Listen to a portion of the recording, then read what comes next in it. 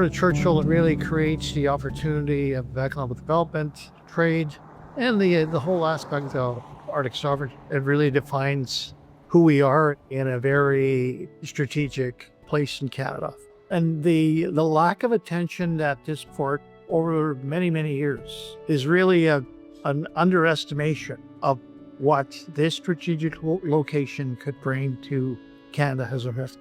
You know, as we talk about building Canada, building a nation, well, this is part of it. With the port project, it gives locals a lot more job opportunities here.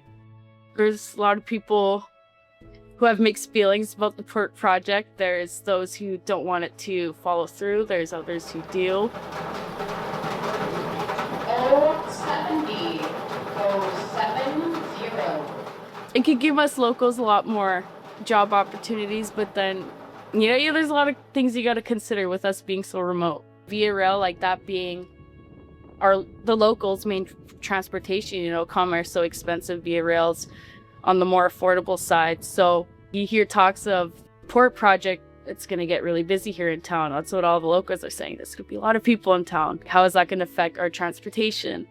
If we do see this growth in heavy industry, this explosion that's being spoken about, I would hope that it is counterbalanced with a equally large growth in the tourism and scientific world as well, so that those two realms can, balance each other out. The science and the tourism can look after the heavy industry and make sure that it maintains its ecological balance, because we have a very special environment here that we cannot afford to lose.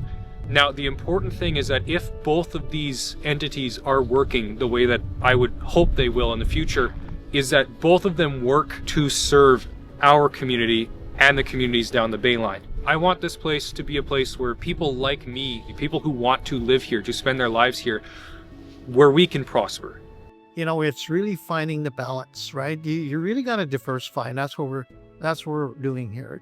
We, as Northerners, we have a role to play too. It's not just Southern markets getting more than their share. We're saying where the resources came out of Northern Canada within the area, whether it's hydro development, whether it's mineral extraction or pulp extraction, all those revenues have gone.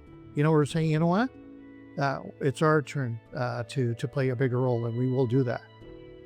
And even that's including and making sure that Canada continues to invest in trade. Manitoba invests in trade, but also to make sure that we invest in sovereignty.